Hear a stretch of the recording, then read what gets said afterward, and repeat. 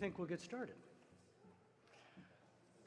I'd like to welcome you to this evening's keynote presentation by Jeff Haanen on the topic, Discovering Your Why in the Third of Life, whether you're joining us in person or whether you're joining us virtually. And my name is Dale Austin, and before I forget, if you have your cell phone and it's on, if you could either turn it off or turn the sound off, that would be great. I've been in situations where I've forgotten, and well, it's not always a good outcome. So thank you for doing that. We're really fortunate to have Jeff as our keynote speaker tonight. Jeff is the founder of the Denver Institute for Faith and Work and the author of the book, An Uncommon Guide to Retirement, Finding God's Purpose for the Next Season of Life, which each of you should have received when you came in. If you don't, we have copies available when we're done this evening. Please pick it up. Jeff is a graduate of Valparaiso University as well as Denver Seminary, and he has two forthcoming books planned to be coming out soon. One is called From the Inside Out, A Brief Guide to Finding God's Purpose for Your Work, as well as a book called God of the Second Shift, Vocation, the Working Class, and the Power of the Gospel to Heal the Growing Divides in America. Jeff has provided exceptional leadership for the Denver Institute that he founded 10 years ago, impacting the lives of many individuals for the kingdom of God. The Institute was founded to address the gap that exists between work and faith, between the public and the private sector, between the church and the city. And they've done this through a network of churches and professionals who came together to dream of a broader vision of the implications of the gospel, not only for their own lives, but for the city of Denver, and really it stretched beyond that. The context for tonight's keynote, because whenever you have a keynote, it's leading to something, it just doesn't stand alone. The context for tonight's keynote is a 3-month series of programs that we're calling Gray Matters. 3 of us, Tom Rowe, Mary Bauman, and myself, have been planning, actually before the pandemic, a series of programs that will really help our members that are pre-retirement age or retirement age really think about and seek out God's guidance in terms of what God may be calling them to do in this next season of life, the third of life, or as a friend says, moving from success to significance. And so I think that that's the context. So it kicks off tonight. Our first workshop program will start a week from tonight. And so we're looking forward to that very much. Following Jeff's keynote, we'll have a time of question and answer. Both myself and Tom Rowe will navigate around to address any questions that you'd like to ask Jeff about. So he's eager to hear your questions. And so please, it's a small group. You can ask whatever you'd like. He'll really look forward to answering those questions. And before we start with Jeff's keynote, if you could just pause with me for a brief word of prayer. Lord God, giver of life, all honor, praise, and glory belong to you. In the stillness of this place, may we more clearly hear your word to us, your word that brings light, discernment, and hope as we seek to follow you wholeheartedly each day. May your presence be with Jeff this evening as he shares with us his wisdom and his insights through your Son and through the guidance and power of your Holy Spirit. Amen. Jeff, welcome to Central. We're really looking forward to hearing what you have to say to us tonight. Thanks, Dale. Good evening, everybody. How you doing? I was going to have to speak up there, but I decided to come down here. I wasn't prepared for any papal blessings, so I decided to come down here. Is it all right if I come a little bit closer, or does this make you feel a little uncomfortable? Hope that's all right. Well, thanks for having me tonight. Really grateful to be here. First, let me just introduce myself a little bit. So my name is Jeff Haanen. I live in Denver, Colorado. Married to my beautiful wife, Kelly. We've been married for 17 years, and I have 4 daughters. So Cora is my 7-year-old, Alice is my 9-year-old, Lily is my 12-year-old, and Sierra is my 13-year-old. So I am in full-time women's ministry every single day at the Haanen household for sure. And let me share another story with you, a story about my mom. My mom, she's now 73 years old, and she was a public school teacher for 35 years straight. She taught 2nd and 3rd grade at Tanglin Elementary School in Hopkins, Minnesota. And she was a single mother, too, raising myself and my sister. She just had an incredible influence on me, love of learning, love of family. And my mom retired actually quite early. She retired in her late 50s. Her school district had this rule of 90. It's years of service plus your age, and when it hits 90, you get to retire. So here she was in her late 50s. And when she did retire, she said, I'm a little bit tired. She'd been a single mom for a long time, and she had been working very hard to support me and my sister. And so she did what was predictable. She decided to take some time for herself. She spent time with her friends. She went to the theater. Sometimes there were brunches. Sometimes there were late lunches. Sometimes they were a little bit mixed between both of them. But she spent a little bit of time. And she said, though, that after several years of doing that, it just kind of felt not quite right. It felt a little empty. So she eventually moved out to Colorado to the great joy of her son, who has 4 kids. My sister is actually up in Fort Collins, which is an hour north of Denver. She moved to be a little bit more close to us, and which was wonderful. And she came out to be able to care for her 8 grandkids. And it was filled with blessings, but it was also filled with a lot of pain as well. My sister actually went through a very hard divorce, and for years, actually, my mom was taking care of her as well as her 4 of her grandkids that were undergoing just tremendous pain. Her retirement was different than she had planned, for sure. My dad's story is actually a little bit different. My dad's was sold advertising, print advertising. Does anybody know what print advertising is? You guys know what print advertising is. Most groups I talk to don't know what print advertising is.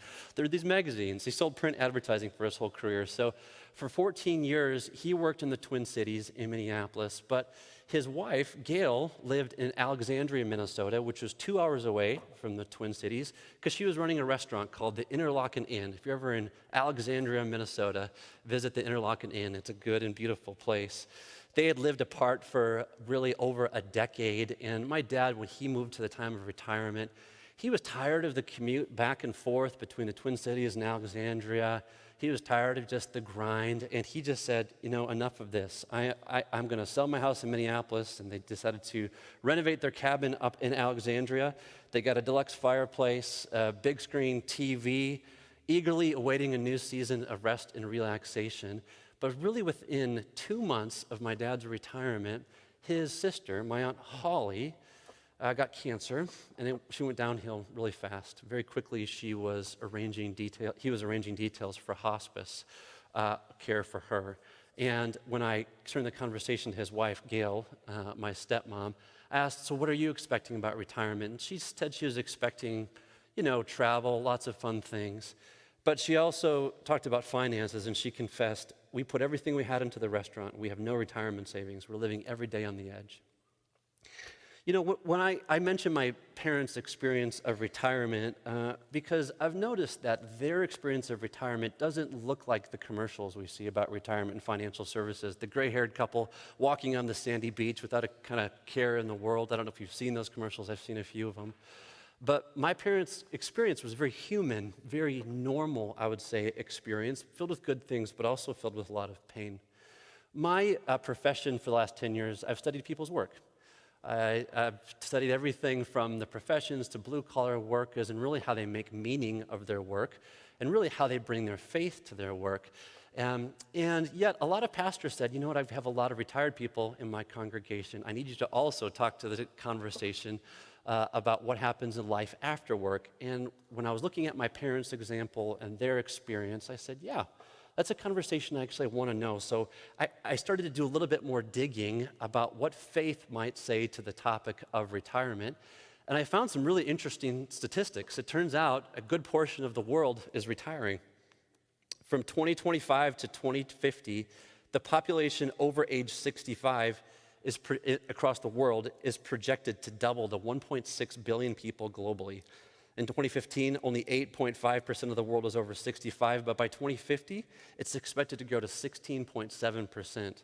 Actually, in 2035, Americans of retirement age will exceed the number of people under age 18 for the first time in U.S. history. Journalists call this the silver tsunami, though I haven't really found many people that personally identify with the idea of a destructive ocean wave, but nonetheless, it's called a silver tsunami. And yet, so I asked people about their retirement. I wanted to know a little bit how they make sense and meaning of their retirement, so I did a lot of interviews. And when you kind of peel back the layer of entertainment or busyness, people have good questions. They just have very good questions about retirement on a few different categories. They're asking questions really about work after retirement. Should I give up my job completely? Should I work part-time? Should I volunteer? Should I reinvent myself for an encore career and take up a new career? What is the proper role of work in a new season of life?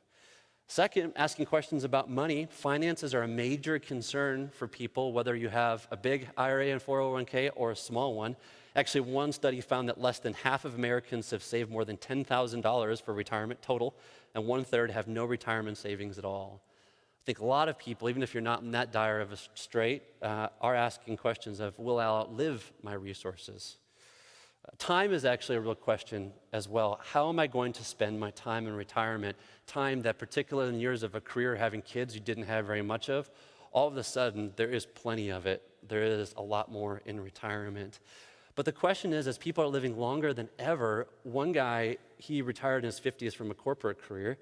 His pastor said, the first thing you have to know about retirement is that your retirement could be 30 or 40 years. It'll be longer than your career. This is not a short period of time. For most, it's about 20 to 30 years, but nonetheless, this is a very long period of time. And so people are asking, what will my time be like? How should I use all of this time? People are also asking questions about leisure and family. What is the right balance between rest, work, and play? Should we move closer to grandkids? How am I going to take care of my parents as they age and die?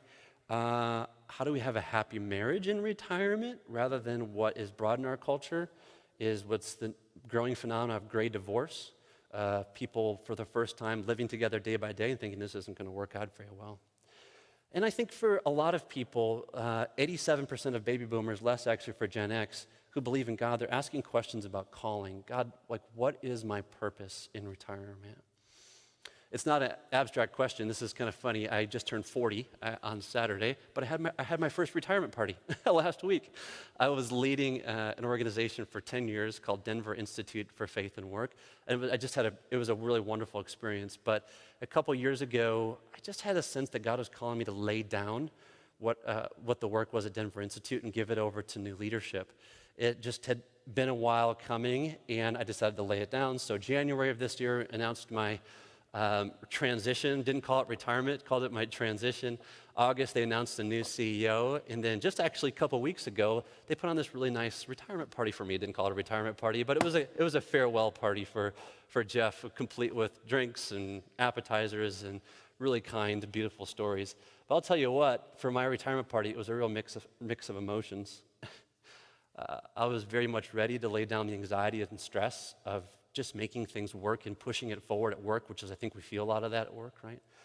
But I was going to really deeply miss my coworkers, and I still am feeling that right now. I mean, these are people that I've loved and have been with and have become a part of me. I had questions, actually, for my own retirement, or my next season, my transition. If I don't do this work, who will I be? Who will I be? Each of us has a personal story about retirement. Each of us has some doubts. As I talk to different people about their retirement, I wanted to find some examples of people that I thought were doing it well. And one person came along my path several years ago. His name is Gary Vander Ark. Gary Vander Ark is a physician. He's living in South Denver. And he's in his late 70s now. He continues to teach courses at local college. He serves on all these nonprofit boards. He bikes over 15 miles per day. He's a founder of this ministry called Doctors Care that serves the medically underserved in Colorado. Interesting, when you sit down with Gary, he's kind of a little scary to sit down with. He's got white hair, bony fingers, a frail voice. He kind of looks like a character from like a Tim Burton film, kind of a little scary.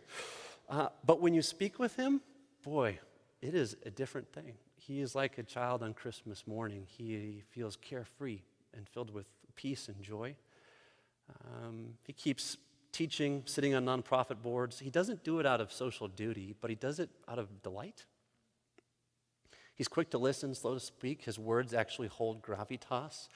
You know, when I spoke with Gary several years ago, I thought this is what the psalmist was talking about in Psalm 92. Psalm 92 says, "The righteous flourish like a palm tree and grow like a cedar in Lebanon. They still bear fruit in old age, and they're ever full of sap and green." It's from Psalm 92. I'm in a time of transition. You might be in a time of transition of thinking about either the last season or the next season. My question for us tonight is, how do we get there? What a vision for a life ever full of sap and green, rather than in our culture being lost adrift, drowning in entertainment, and not thinking about real questions of human meaning. How do we actually get to that ever full of sap and green? So here's what I want to do this evening. There's a little handout that you got in front of you. I just want to do 2 movements, go through with you step by step. First, let me share 4 cultural postures toward retirement that I believe are really lacking, but I think we have to understand them in order to understand the water that we're swimming in when we think about this topic of retirement. Okay, that's the first movement. And the second movement there is I'm just going to share a single sentence and explain it a little bit about what I believe a biblical and hopeful picture of retirement looks like. Okay, so you can follow along on the sheet if you would like to tonight. So that first posture right there is, toward retirement in our culture, is let's vacation. Let's vacation. That's what retirement looks like in our culture. There was a radio jingle in the 1960s by the Dell Webb Corporation. Here's how it went. "Wake up and live in Sun City for an active way of life. Wake up and live in Sun City, Mr. Senior Citizen and wife. Don't let retirement get you down. Be happy in Sun City. It's a paradise town." Retirement communities, they really started in America in the 1920s, but it was real estate developers Dell Webb vision of a sprawling housing development for seniors just outside of Phoenix, Arizona, that popularized the idea of retirement as a never-ending vacation in post-World War II America. They put on this big experiment, right? This is the real estate developer's dream. 1960, Webb and his business partner, Tom Breen, they hoped for 10,000 visitors at their new creation, which was a housing development for seniors, the first one of its kind, with lawn bowling, swimming pool, card rooms, auditorium, and a shopping center. Guess how many people showed up? Over 100,000 people showed up for that, right? By 1980, Sun City, Arizona had become the 7th largest city in the entire state, right? The dominant paradigm today for retirement is vacation. First, how am I going to afford it and save up for it? And then, how am I going to really make the most of it, right? So if you search in Google the word retirement, you get interesting articles and ads about how to save a lot of money. A lot of them are financial articles. But then you get a host of books on how to enjoy it, like How to Retire Happy, Wild, and Free, or 101 Fun Things to Do to Retirement, or Design Your Dream Retirement. The retirement gifts, they follow suit. There's a coffee mug that says, "Goodbye tension, hello pension." A wall hanging with the acronym RETIRE. You may actually have these on your walls, right? The acronym RETIRE, that stands for relax, entertain, travel, indulge, read, enjoy. Or the wine glass that reads, "I can wine all I want. I'm retired." Right? The notion here in our culture is, I've worked hard long enough. It's now time to spend some time on me. I think there's actually a little slice of truth in this that I'm going to get to in a second, but I think there's some problems with this sort of let's vacation paradigm. First, the majority of people can't afford it in America, which I'll talk about in a second more.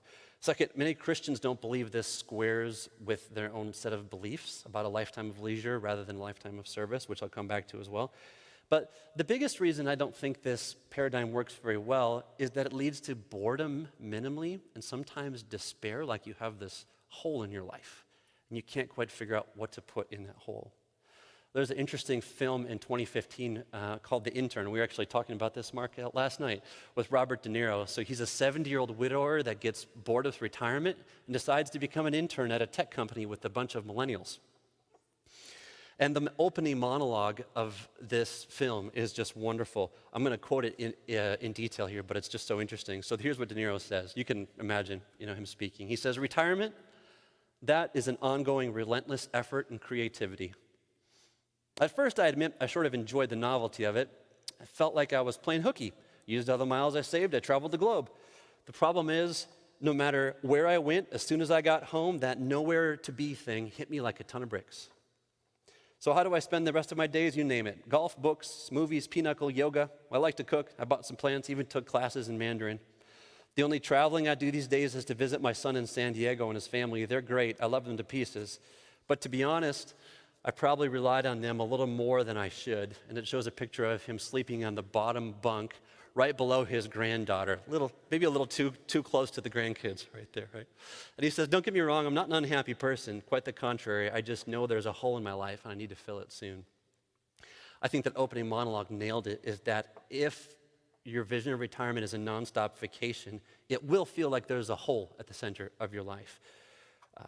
Thoreau once said, most people lead lives of quiet desperation, and I think if we're honest with ourselves, a lot of people in retirement live lives of quiet desperation. So I think the let's vacation paradigm is lacking. Here's the second posture in our culture toward retirement. The second one is, I can't afford to vacation. So I was writing the book in front of you, The Uncommon Guide to Retirement, and I was in a restaurant, and a guy actually of retirement age came up to me and said, what are you writing? I said, I'm writing a book about retirement. He chuckled a little bit, thinking, that guy's not retired, what does he know? I'm like, yeah, good question. I don't know much. Tell me your thoughts about retirement. And he said without a pause, yep, not enough money. That is what he said without a pause. He's not alone. The economic problems facing a lot of people in retirement are real. The Center for Retirement Research at Boston College estimates that 52% of Americans can't maintain their standard of living in retirement.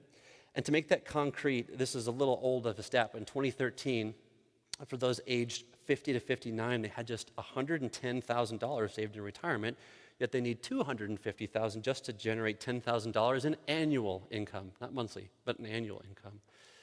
I think the challenge with retirement is we have these expectations that we're going to save this money, that we're going to live the dream, but the reality is it's actually quite difficult for a lot of people to save that much money. And there's really a mix of factors going on here. One is baby boomers are the largest generation. One of the largest generations, millennials just passed in American history. A growing number of people struggle financially during their career and hence don't have a lot extra to put into the 401k. Pension plans are really stressed across America. Illinois is actually close to insolvency. They have to continually be restructuring it. Healthcare costs are rising, and people are living longer than ever before. So retirement, especially for 20 or 30 years, and especially if it's an ongoing vacation, is a very expensive proposition. Right? The challenge, I think, with this is well said by a guy named Mitch Anthony. He is an author of a book called The New Retirementality. Here's what he said about the challenge, particularly around money in retirement. Retirement is an illusion because those who can afford the illusion are disillusioned by it, and those who can't afford the illusion are haunted by it. Question is there a better vision for retirement that just doesn't cost a fortune? This is a question. I think there's a third posture in our culture toward retirement that is actually particularly prevalent if we do talk about it, but in Christian communities. And the third posture on your sheet there is a never-ending vacation is just not biblical. Not biblical. And there's, I think, a lot of truth on this. There's one well-known author, he says, Lord, spare me the curse of retirement. And he calls his flock to resolutely resist retirement and spend ourselves in the sacrifices of love and not the accumulation of comfort. Ralph Winter, the founder of the U.S. Center for World Mission, he said this. He said, most men don't die of old age, they die of retirement. Where in the Bible do they see retirement? Moses didn't retire, Paul didn't retire, Peter, John. Do military officers retire in the middle of war? The view here is that it is thoroughly unbiblical to retire and we should never do it ever. There's some truth here. But actually, let me first share about what I think is problematic with this. The main problem is that when I talk to people about their lived experience of retirement, is they could not imagine working nonstop for 40, 50, or 60 years straight, right? Some people actually have done that, but for most people, there's accumulated pain, difficulty, or exhaustion. Sometimes work is painful and difficult. Mind-numbing tasks, or humiliating bosses, or a lack of autonomy, or new technology, or just difficult hours. There is a lot to be said about work in the Bible. If you want to know some of that, go to denverinstitute.org. We talk a lot about that. But work can be difficult. Ecclesiastes, the author of Ecclesiastes, he wrote, I hated life because the work that was done under the sun was grievous to me, all of it a meaningless chasing after the wind. That's not every day of work, but I think all of us have probably felt that some days at work, right? Retirement is a never-ending vacation. It may be less than God's intent for retirement, but actually I think so is an exhausted soul. I think a Christian vision of retirement needs a proper balance of work, rest, and calling that really develops and matures over a lifetime. So to say the work till you drop mentality, I think it's less than what the scriptures are leading us to. Okay, here's the fourth cultural view toward retirement that I want to share a little bit about, is that vacation isn't as important as world-changing. That's the fourth view. Vacation isn't as important as world-changing. So quickly establishing itself as really an alternative to the let's vacation paradigm is a movement toward encore careers. I don't know if you've heard this language, but it's led by a really interesting, talented individual. His name is Mark Friedman. He's written interesting books like Encore, Finding Work That Matters in the Second Half of Life, and Primetime, How Baby Boomers Will Revolutionize Retirement and Transform America. So for them, the story about retirement is shifting away from leisure towards social entrepreneurship and civic engagement. So people call for unretirement and renewed social engagement, and what you should do in retirement is join the Peace Corps, reinvent yourself for a new career field, spend time with troubled youth. The kind of idea here is that if purpose was lacking in your working life, you can find it in retirement by making a big social impact. I do think there's a lot to admire about this vision of retirement. You know, the founder of the American Association of Retired Persons, her name was Ethel Percy Andrus, and we just now call this AARP. They didn't like that R word, right, the retirement in there. The original motto was to serve and not to be served. We can hear the echoes of that right from Mark chapter 10. So there's a lot of good things I think about this vision, but I do think there are some weakness of thinking of retirement as the time to go out and change the world. First is that, let's be honest, when we age, we change. Backs aches, bodies change, funerals become a regularity, time changes us all. I am even spreading gray hairs. If you get close, you can see my gray hairs. There are a few of them. And second, I think there's a challenge in that baby boomers, as well as Gen Xers, millennials, Gen Z, when we're honest with ourselves, each generation is beautiful yet really flawed. And to say that one generation is going to transform America and make it better, it belies what we really know about ourselves, that if we're honest, we're sometimes drawn to greed and sometimes to generosity. Sometimes we're drawn to cowardice and sometimes to courage, right? I really think that this sort of unretirement movement is framed by a very humanistic narrative. And the humanistic narrative is actually, that's a big word, but it's a very simple idea. It goes like this: there's no problem that human beings can't fix. Here's how I know that this is not true. I cannot even fix myself. My wife knows this darn well.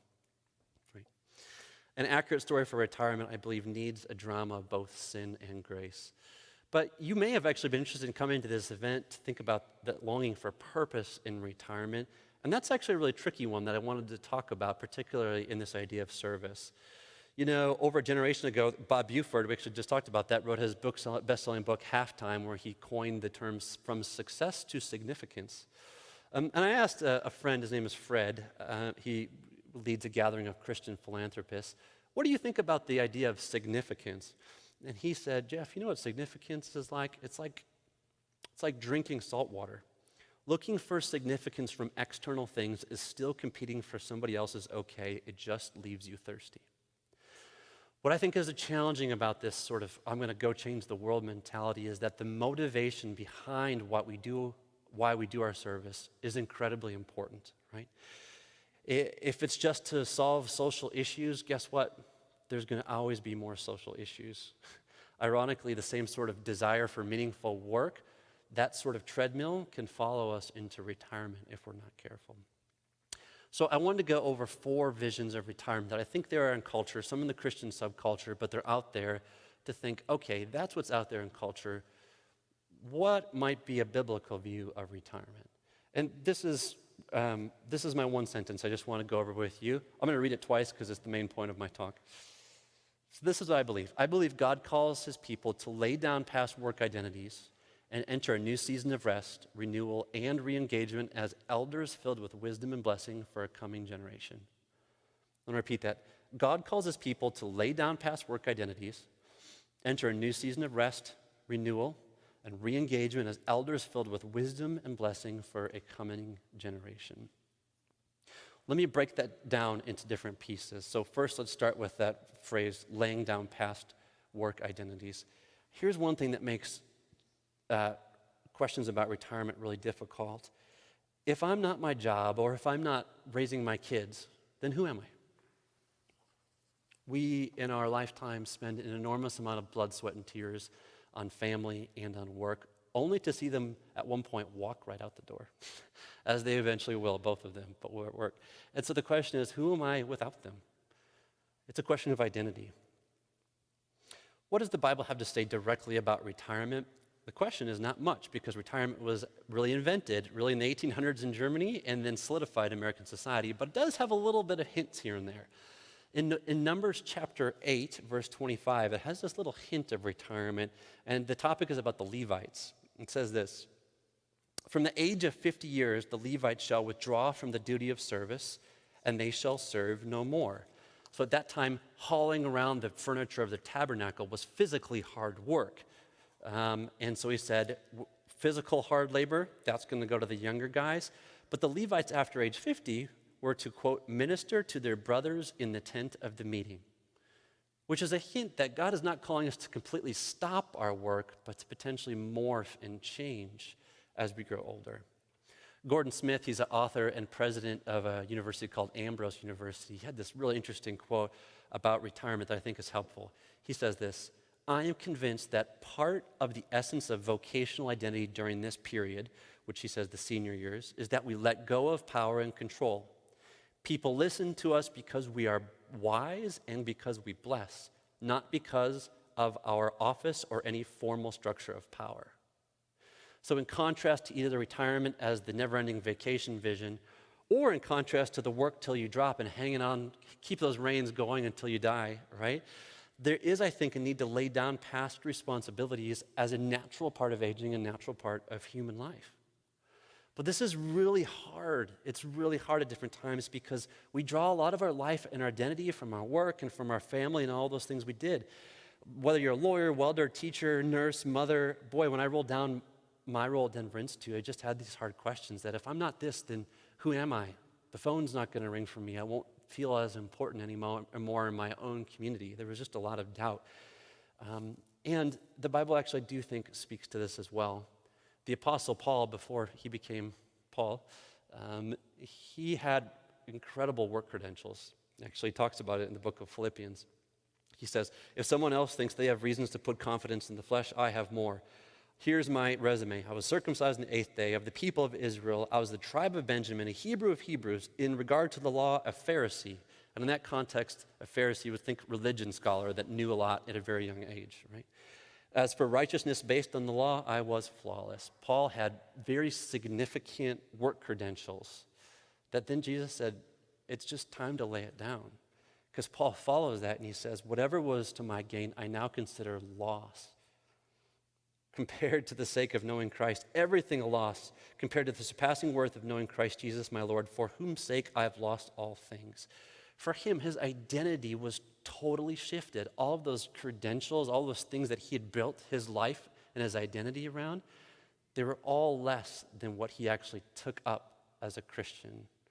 I think the beginning of a conversation of a biblical view of retirement starts with identity, that we have to recenter our identity first in being God's children, and that is really the secure, joyful foundation for a very fruitful life for 20, 30, 40 years. So that's the first part of that definition, laying down past work identities. Second is rest and renewal. So doing the hard work of disassociating our identity from work and early retirement, I think really requires a very intentional space of rest and reflection, and seeking interior renewal. What was your friend's name again? No, you don't have to say her name. What was the story? She said that I don't want to add one more thing to my list right now because I've been adding things to my list the whole time. She sounded just tired, right? Almost everybody I've spoke to on this topic said there's some sort of an interior tiredness there. Boy, and I can identify with that. The instinct in early retirement is go take the vacation. And actually, I'm not against vacations. Vacations are great. I just took a wonderful vacation with my family this last spring, and we had a great time. But the instinct is to take a vacation to think that's actually going to fill in the gap. But for many, especially after that first year of retirement, or what people study this call the honeymoon period, people feel more restless than rested. Something is actually still going on inside of me. I'm still working and cranking out the work, right? Or I hated work so much, it was so distasteful to me. This is the other side. I'm just going to completely separate off from all that ugly stuff, right? There is actually work to do in the inside before we do exterior work. One of the things I write about in the book is that I believe whether you're in the middle of retirement, late, or really ideally at the beginning or earlier in retirement, take a sabbatical. Take a sabbatical. That is language that usually pastors and academics do. But for the vast majority of people, you couldn't take off 3 months or 6 months or 12 months. Like, you have bills to pay, right? However, for people in retirement, this is probably the first time in your life when you have the opportunity to really take an intentional season, a defined season of rest and renewal. The Bible suggests this, actually. In Leviticus 25, it talks about working the land for 6 years and then letting the land lay fallow for 1 year. And if anybody works in agriculture, you know that if the land lays fallow for 1 year, the idea is that it can become even more productive later, but you first actually have to take that season of rest, right? But in America, we are so defined by our work and what we accomplish and what we produce, right? To totally step back and take a real season of rest feels like a darn right worrisome thing for a lot of us.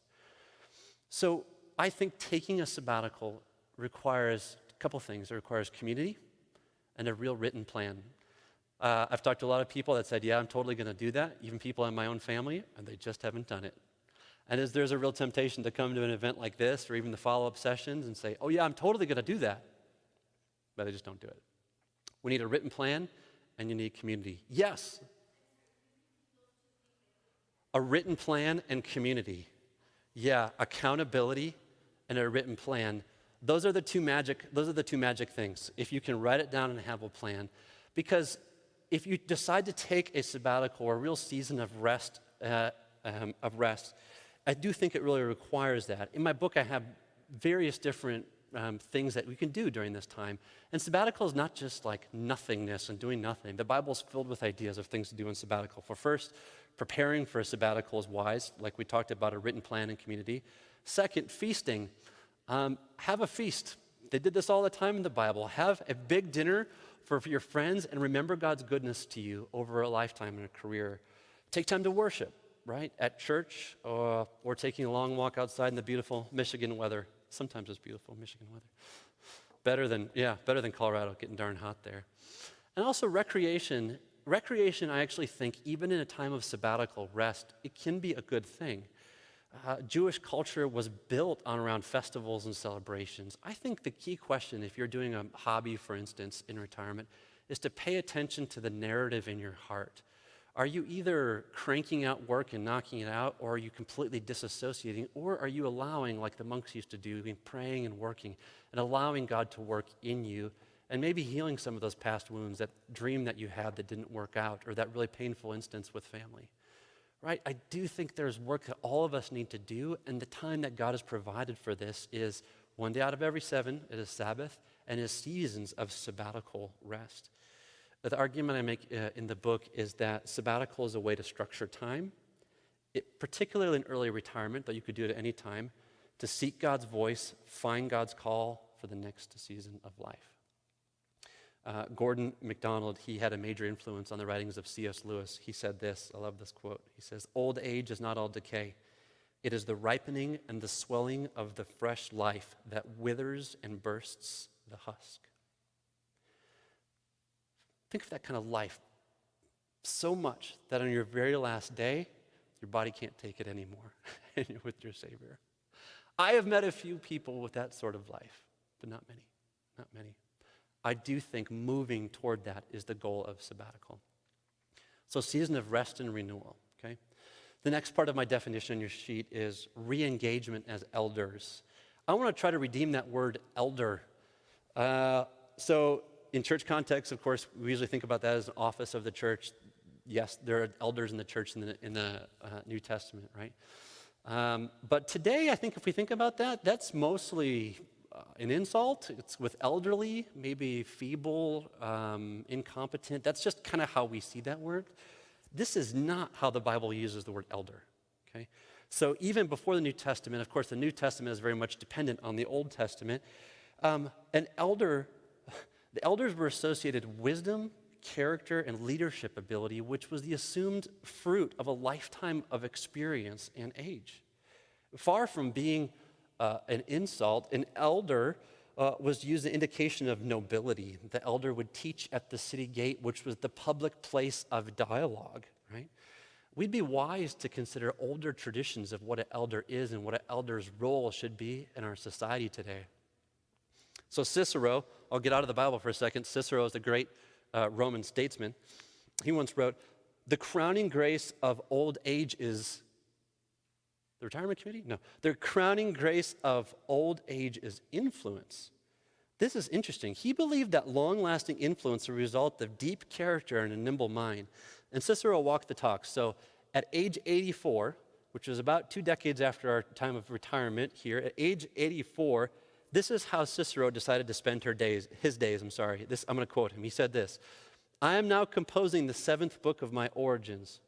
I collect all the records of antiquity. I am writing treatises on augural, pontifical, and civil law. I am, besides, studying hard at Greek and after the manner of the Pythagoreans to keep my memory in working order. I repeat them in the evening, whatever I have said, done, and heard during the day. These are the exercises of the intellect, the training grounds of the mind." Cicero regularly attended the Senate. He appeared in court on behalf of his friends, and he found just unending delight in, quote, "the garden, the orchard, the feeding of sheep, swarms of bees, endless varieties of flowers." His days were filled not with nothingness, but with gardening, studying, writing, public debate, a lifelong love of learning, right? He wasn't in the army anymore, right? But he was very much engaged. He had become what I would say is something like an elder in his own public community as well. In this season of life and retirement, the world does not need your ability to work fast, hard, or to innovate. It needs your wisdom. It needs your wisdom from what you have collected. You are a steward of your wisdom of experience and knowledge and expertise. This is what the next generation needs from you. Arthur Brooks, he has led a prestigious think tank. He's written a really interesting book called From Strength to Strength. And the main idea of this book is that when we age, our minds change naturally. And we go from what he calls fluid intelligence to crystallized intelligence. So fluid intelligence is the powers, not only physical strength, but powers of analysis and innovation. It's sort of the Elon Musk intelligence. I'm going to go quick and build and make things happen. And Brooks says in this book, he says, when we start to notice that slip, sometimes it's in your 40s, sometimes 50s, sometimes 60s, the instinct is to say, oh no, I'm losing my edge. Oh no. And people will double down again and say, I'm going to go back to the glory days like I once had. And he says, no, don't do that. You actually need to make a transition. The transition is from fluid to crystallized intelligence.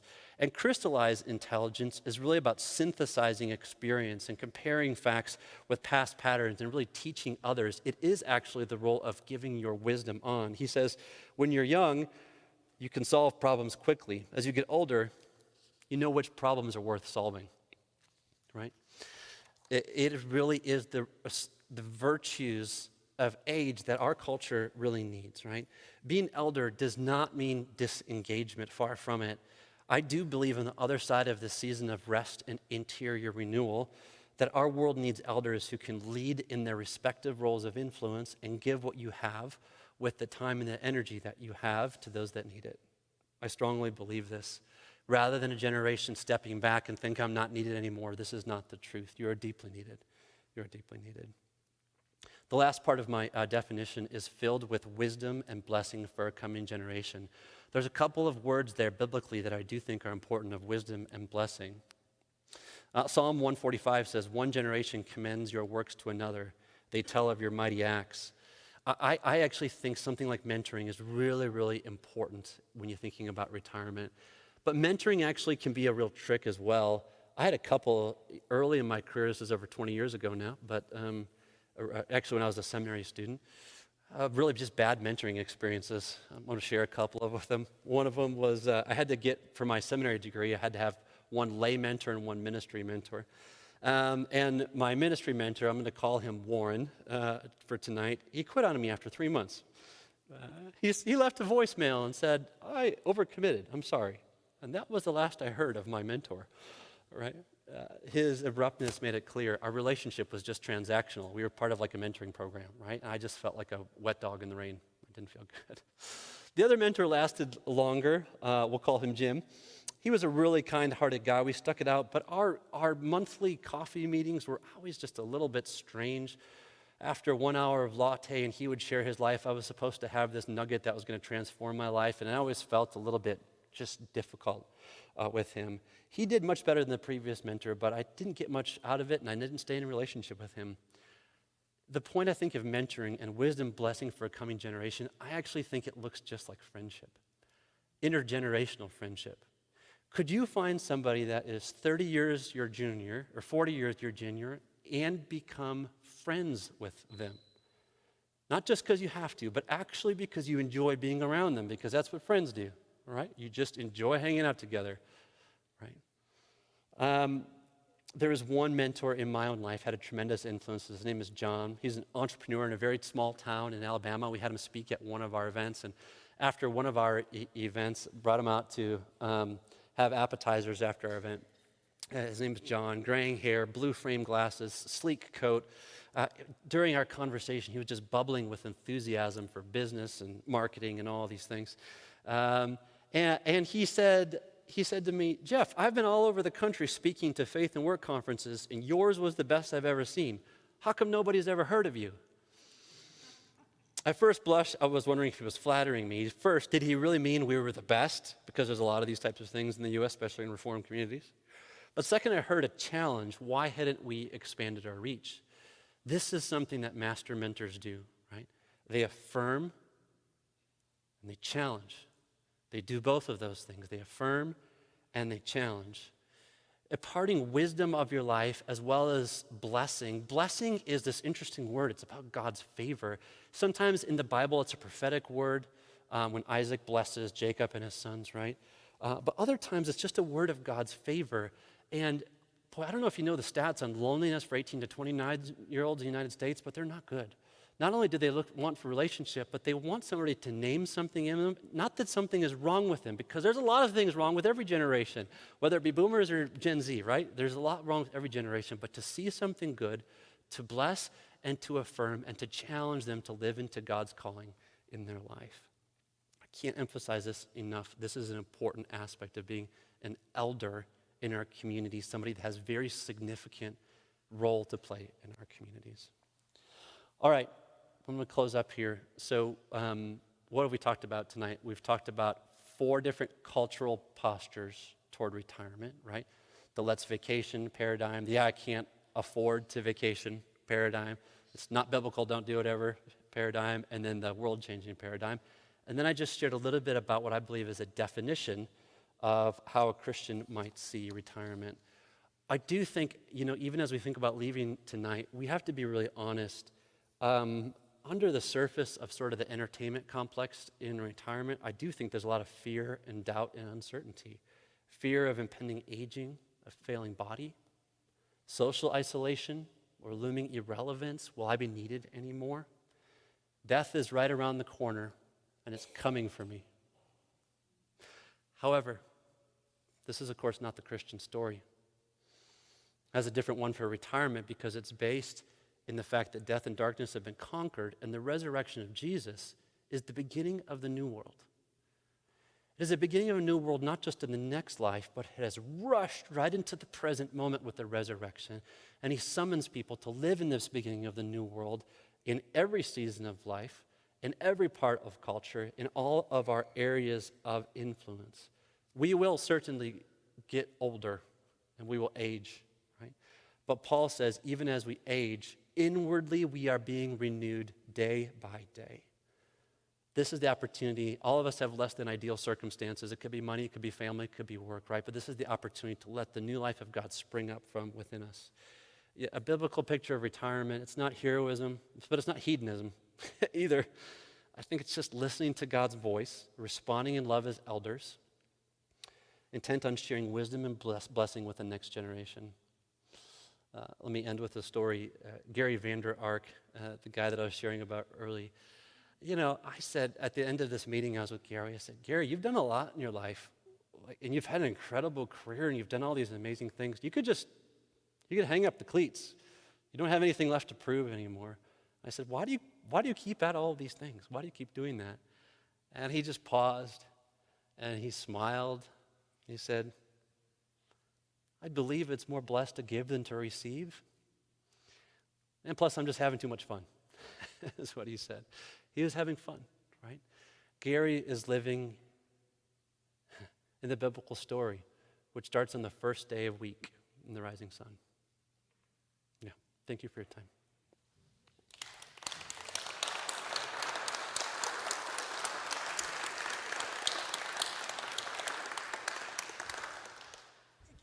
Yes, sir. We're going to take a few minutes and have a time of Q&A. So if you have a question for Jeff, either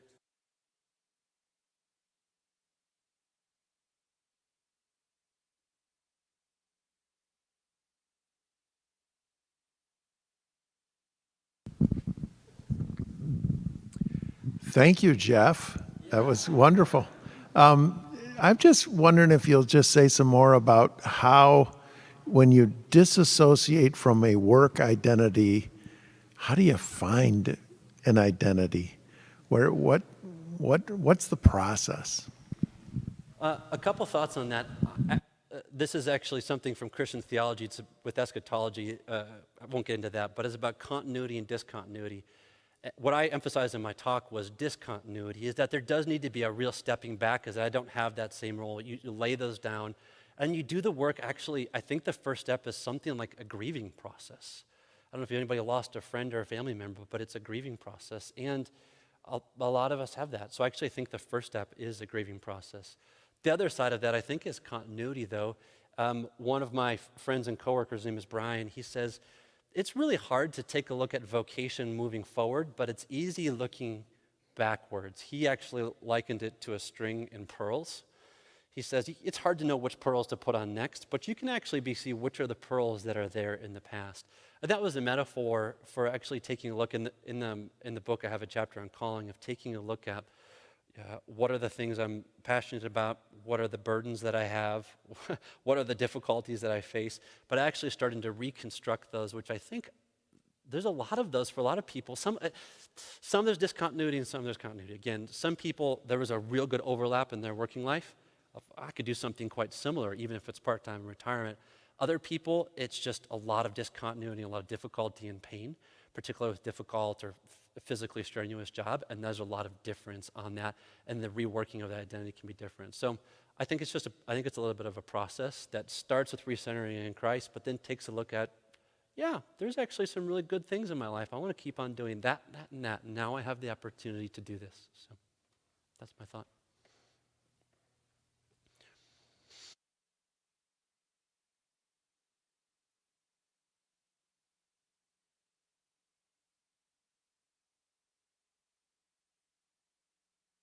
Dale just turned right around. He's like, I can see her. Hey, Carol. Do you see any differences like across socioeconomic classes, gender, race, in terms of how people approach or deal with or embrace or not embrace retirement? Yes. Yeah, I know. That would be a long answer. So yes, it tends to be that professionals that enjoyed their job keep doing something similar in retirement. It tends to be working class, or if you just didn't enjoy your job, or if it was just physically difficult or psychologically stressful, they do something quite different in retirement. I shared this at dinner a couple nights ago. I read an article, a guy who had a dad that was retiring, and his work for 30 years was basically mixing fish oil. And that's just not something you do to stay busy in retirement, is just go and mix fish oil. You just don't do that. But a journalist may dabble in journalism in their career. So there is real differences. There's significant differences in how much money you have, which that's kind of obvious, right? What you spend. I should also say, though, that the stats on happiness and money, after a certain point, they don't get much better. They don't get much better. Even in actually working careers, there's been actually some data on people making about $75,000 a year or more. After that point, their relative happiness doesn't actually get much higher. But actually, if you're in poverty, it does get quite a bit higher once you actually get up to that point. So there's some differences. And actually, I learned from our Nigerian friends that there's differences across cultures as well. Just learned that last night, particularly on how elders are viewed. In traditional cultures, there's reverence. It's just like there's going to be more reverence for people with old age. You're going to see that more traditional cultures. In Western individualistic cultures like ours, a little less so. So yeah, there's a lot of differences. In the book, I kind of assumed an American context. Yeah.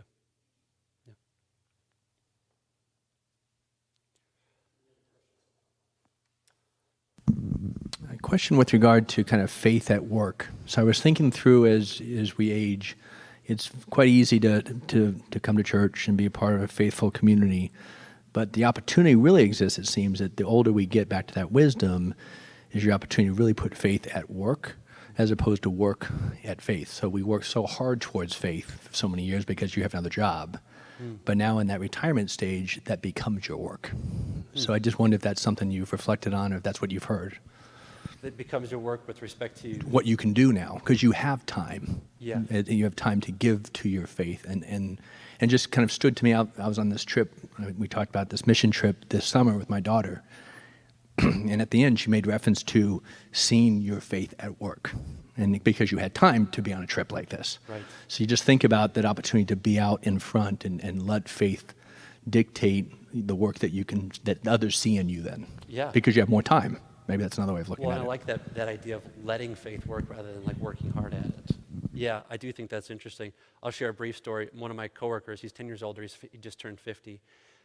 Incredibly hard worker, just a very good guy. His name is Brian, has kids my age.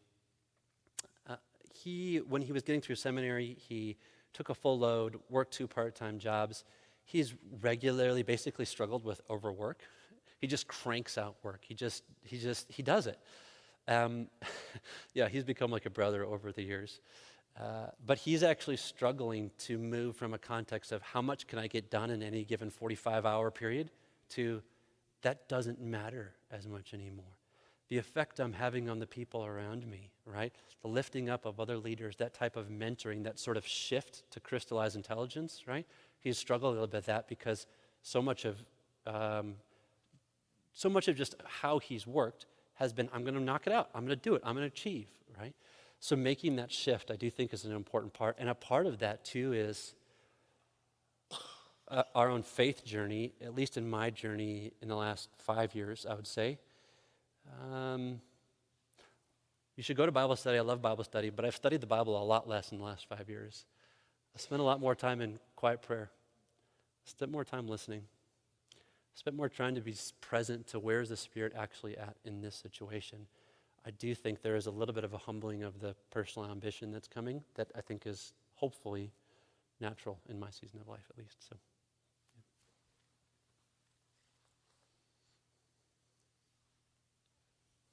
I do not see any other questions. Please join me in thanking Jeff again for coming all the way from